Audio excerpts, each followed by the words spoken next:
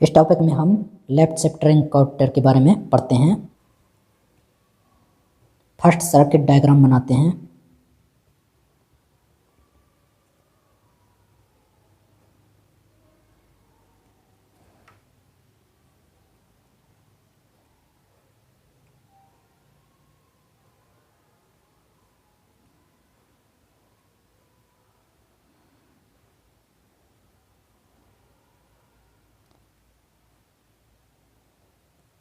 इस डायग्राम में हम 4 बिट का लेफ्ट शिफ्ट रिंग काउंटर बनाते हैं।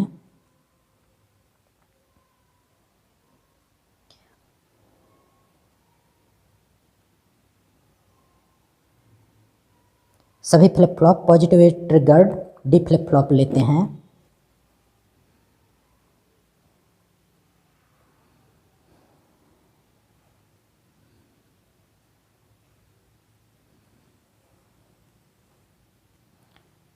सभी फ्लिप फ्लॉप के क्लॉक को सेम क्लॉक से कनेक्ट करते हैं।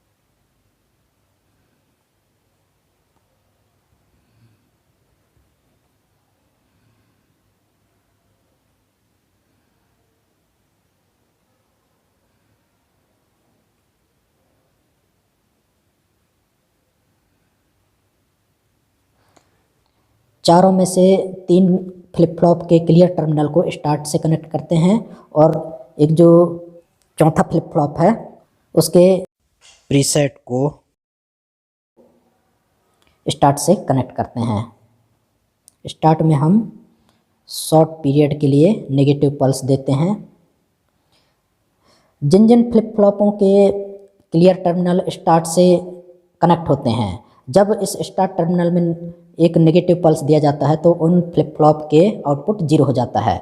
और जिस फ्लिप फ्लॉप के प्रीसेट को स्टार्ट से कनेक्ट किया जाता है, जब स्टार्ट में नेगेटिव पल्स दिया जाता है तब उस फ्लिप फ्लॉप का आउटपुट 1 हो जाता है।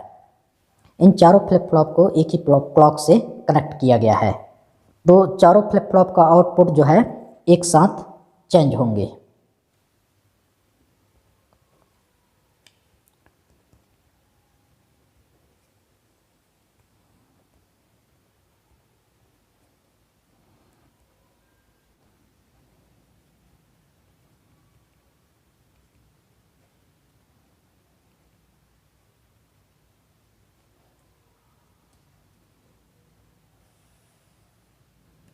हम अब लेफ्ट शिफ्ट रिंग काउंटर का एक रफ वर्क कर लेते हैं।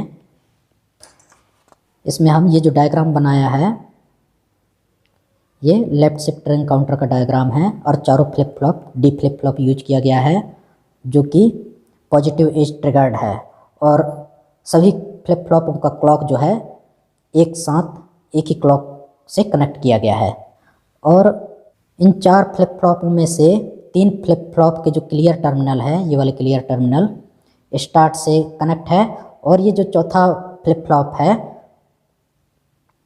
इसका प्रीसेट वाला टर्मिनल जो है इस स्टार्ट टर्मिनल से कनेक्टेड है। जैसे ही इस स्टार्ट टर्मिनल में नेगेटिव पल्स दिया जाता है और ये नेगेटिव पल्स जो है ऑपरेशन के शुरुआत में दिया जाता है, जैसे ही इस टर्मिनल में नेगेटिव पल्स दिया जाएगा तो उन फ्लिप फ्लॉपों का आउटपुट 0 हो जाएगा जिनका क्लियर टर्मिनल जो है स्टार्ट के साथ कनेक्ट है, और उस फ्लिप फ्लॉप का आउटपुट 1 हो जाएगा जिसका प्रीसेट का टर्मिनल, ये PR जो है प्रीसेट है, प्रीसेट का टर्मिनल स्टार्ट से कनेक्ट हुआ है।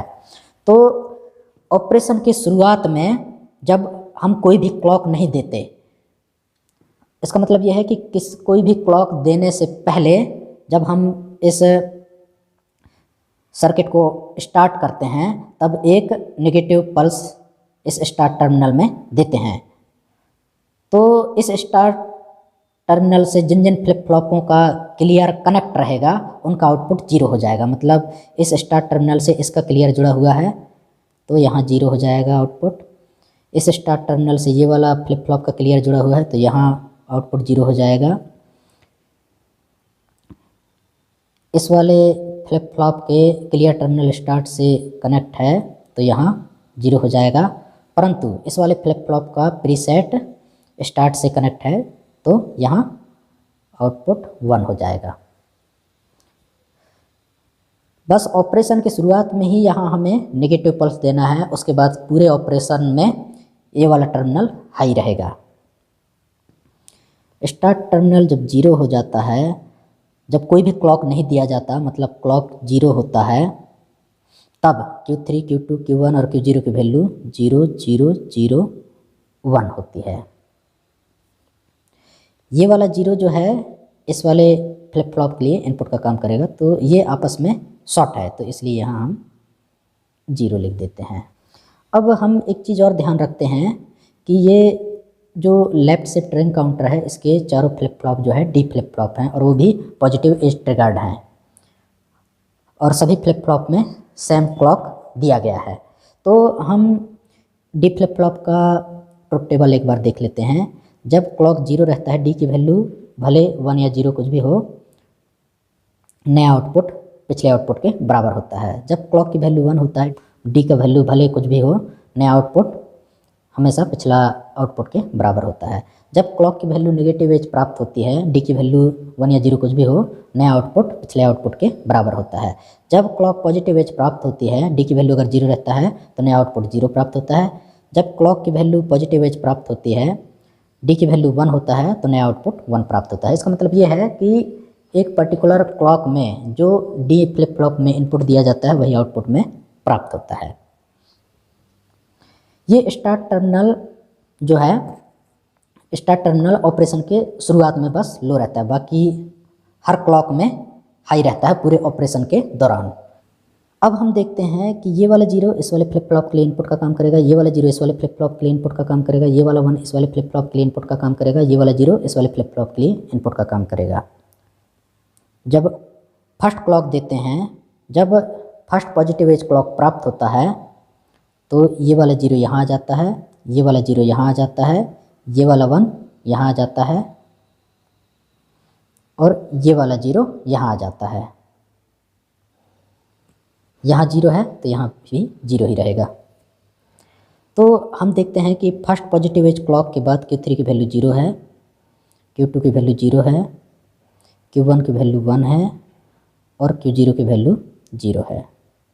अब ये 0 इसके लिए इनपुट का काम करेगा, ये 1 इसके लिए इनपुट का काम करेगा, ये 0 इसके लिए इनपुट का काम करेगा और ये 0 इसके लिए इनपुट का काम करेगा। जब सेकेंड पॉजिटिव एज क्लॉक प्राप्त होती है तो ये वाला 0 यहाँ आ जाएगा, ये वाला 1 यहाँ आ जाएगा और ये वाला 0 यहाँ आ जाएगा और ये वाला 0 यहाँ आ जाएगा। तो सेकेंड पॉजिटिव एज क्लॉक के बाद Q3 की वैल्यू 0 है, Q2 की वैल्यू 1 है, Q1 की वैल्यू 0 है और Q0 की वैल्यू 0 है। अब देखते हैं ये 1 इसके लिए इनपुट का काम करेगा, ये 0 इसके लिए इनपुट का काम करेगा, ये 0 इसके लिए इनपुट का काम करेगा, ये 0 इसके लिए इनपुट का काम करेगा। अब और एक चीज़ ध्यान रखिएगा कि डी फ्लिप फ्लॉप में जो इनपुट दिया जाता है वही आउटपुट में प्राप्त होता है। तीसरा पॉजिटिव एज क्लॉक के बाद जो है ये 1 यहाँ आ जाएगा, ये 0 यहाँ आ जाएगा, ये 0 यहाँ आ जाएगा और ये 0 यहाँ आ जाएगा। तो हम देखते हैं कि Q3 की वैल्यू 1 प्राप्त हुई, Q2 की वैल्यू 0 प्राप्त हुई, Q1 की वैल्यू 0 प्राप्त हुई और Q0 की वैल्यू 0 प्राप्त हुई। चूँकि ये 1 इस लाइन में है तो जो यहाँ से कनेक्ट है, ये जो आउटपुट है यहाँ से इस लाइन से होते हुए इससे कनेक्टेड है। तो तीसरा क्लॉक के बाद यहाँ का जो इनपुट है वो 1 हो जाएगी। इस तरीके से साइकिल जो है चलता जाएगा। इस तरीके से फ्लिप फ्लॉप में ये लेफ़्ट की तरफ शिफ्ट होगा और इधर बाहर से डेटा इस तरफ शिफ्ट होगा। तो ये जो रिंग के तरीके से डाटा जो है प्रत्येक क्लॉक के साथ शिफ्ट होते रहेंगे। अब हम एक चीज़ ध्यान देते हैं कि प्रत्येक क्लॉक में जो है एक जो 1 है लेफ़्ट साइड में शिफ्ट हो रही है। इनिशियली 0001 था, उसके बाद फर्स्ट क्लॉक के बाद 0010 हो गया, मतलब 1 जो है प्रत्येक क्लॉक के साथ एक बिट लेफ़्ट साइड शिफ्ट हो रही है। और अगर हम चौथा क्लॉक देते तो ये फिर से जो Q3, Q2, Q1 और Q0 की वैल्यू 0001 है वो वाली कंडीशन आ जाती। हम देखते हैं कि चौथा क्लॉक में जो है ये वाला 0 यहाँ आएगा, ये वाला 0 यहाँ आएगा, ये वाला 0 यहाँ आएगा और ये वाला 1 यहाँ आ जाएगा। चौथा क्लॉक का जो Q3, Q2, Q1 और Q0 का जो आउटपुट रहेगा 0 0 0 1 होगा। पांचवा क्लॉक में जो है 0 0 1 0 होगा। छठवां क्लॉक में जो है 0 1 0 0 होगा। सातवां क्लॉक में 1 0 0 0 होगा। तो जो हमारे आउटपुट हैं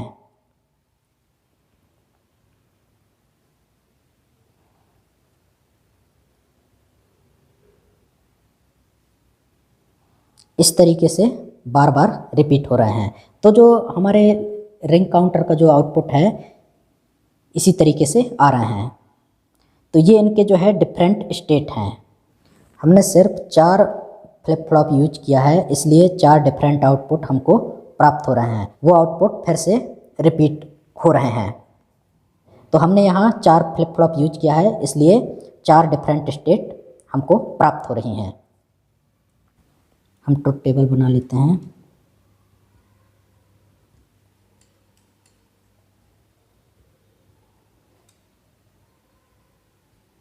नंबर ऑफ क्लॉक, ये start,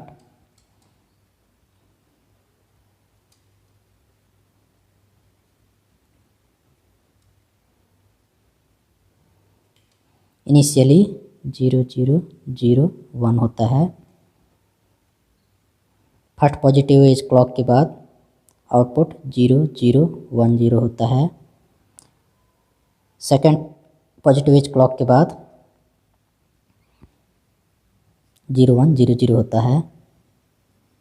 third positive edge clock के बाद 1 0 0 0 होता है। इसके बाद के क्लॉकों में आउटपुट जो है फिर से रिपीट होने लगते हैं। 4 फ्लिप फ्लॉप हैं तो 4 डिफरेंट आउटपुट हमको प्राप्त होते हैं। ये डिफरेंट आउटपुट ही उसके डिफरेंट स्टेट होती हैं। अब हम टाइमिंग डायग्राम बनाते हैं।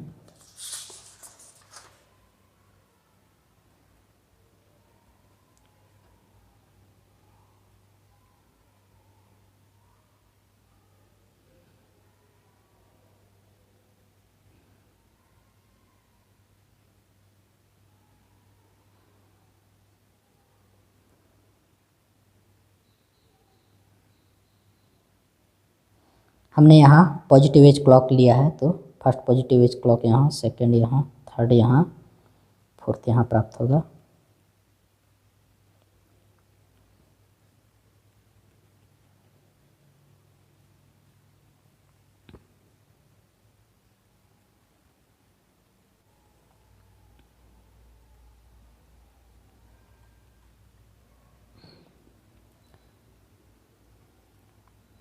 First positive edge clock, second positive edge clock, third positive edge clock, fourth positive edge clock.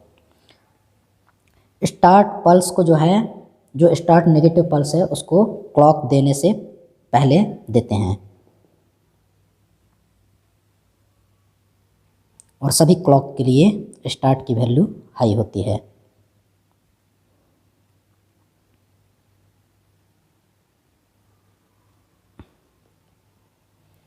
जैसे ही स्टार्ट टर्मिनल में लो सिग्नल देते हैं, वैसे ही जो हमारा Q0 है उसकी वैल्यू 1 हो जाती है। जो हमारा Q0 है उसकी वैल्यू 1 हो जाती है। और Q1 Q2 और Q3 की वैल्यू 0 रहती है। Q1 की वैल्यू 0, Q2 की वैल्यू 0 और Q3 की वैल्यू 0 होती है।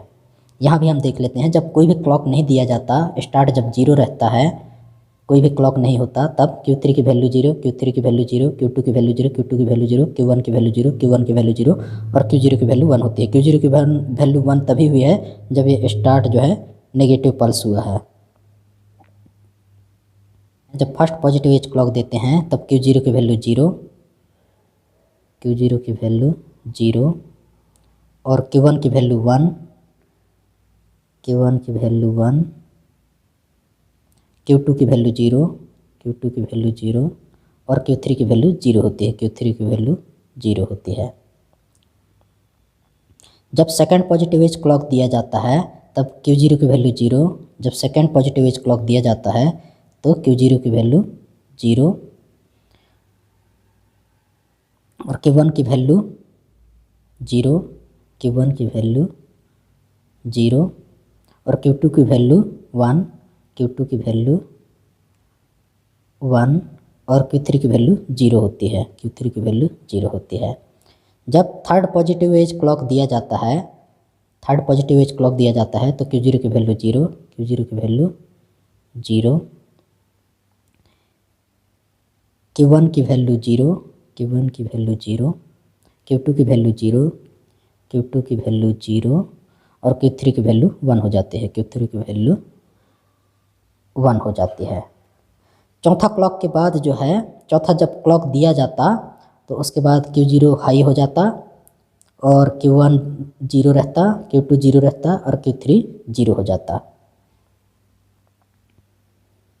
चौथे क्लॉक के बाद इस प्रकार से Q3, Q2, Q1 और Q0 की वैल्यू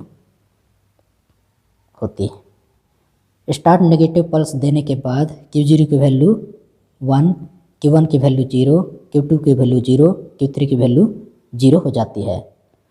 तो फर्स्ट पॉजिटिव एज क्लॉक देने के पहले और स्टार्ट नेगेटिव पल्स देने के बाद जो है Q3, Q2, Q1 और Q0 की वैल्यू 0, 0, 0, 1 प्राप्त होती है। फर्स्ट पॉजिटिव एज क्लॉक के बाद Q0 की वैल्यू 0, Q1 की वैल्यू 1, Q2 की वैल्यू 0, Q3 की वैल्यू 0 प्राप्त होती है। तो Q3, Q2, Q1 और Q0 की वैल्यू 0, 0, 1, 0 प्राप्त होती है। सेकेंड पॉजिटिव एज क्लॉक के बाद Q0 की वैल्यू 0, Q1 की वैल्यू 0, Q2 की वैल्यू 1, Q3 की वैल्यू 0 प्राप्त होती है। तो Q3, Q2, Q1 और Q0 की वैल्यू 0, 1, 0, 0 प्राप्त होती है। तीसरा पॉजिटिव एज क्लॉक के बाद Q0 की वैल्यू 0, Q1 की वैल्यू 0, Q2 की वैल्यू 0 और Q3 की वैल्यू 1 प्राप्त होती है। तो तीसरा पॉजिटिव एज क्लॉक के बाद Q3, Q2, Q1 और Q0 की वैल्यू 1, 0, 0, 0 प्राप्त होती है। तो हम देखते हैं इनिशियली जब स्टार्ट 0 नेगेटिव पल्स रहता है तो Q3 की वैल्यू, Q2 की वैल्यू, Q1 की वैल्यू, Q0 की वैल्यू 0, 0, 0, 1 रहती है। तो स्टार्ट पल्स के बाद जो है Q3, Q2, Q1 और Q0 की वैल्यू 0, 0, 0, 1 है।